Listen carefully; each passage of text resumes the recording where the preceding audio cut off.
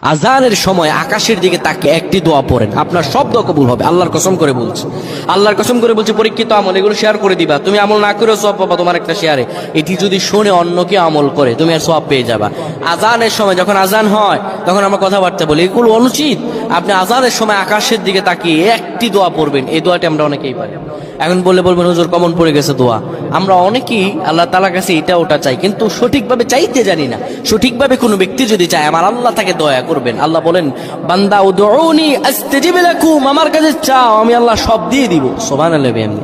যখন আপনার আজান হয়, আজানের সময় আপনি আসমানের দিকে তাকান, তাকিয়ে আপনি বলুন, পড়তে থাকেন, আল্লাহুম্মা আনতা রাব্বি লা ইলাহা ইল্লা আনতা খলাকতানি ওয়া আনা আবদুকা ওয়া আনা আলা আহদিকা ওয়া ওয়া'দিকা মাসতাতা'তু আউযু বিকা মিন শাররি মা সানা'তু আবু'ু লাকা বিনি'মাতিকা আলাইয়া ওয়া আবু'ু বিযানবি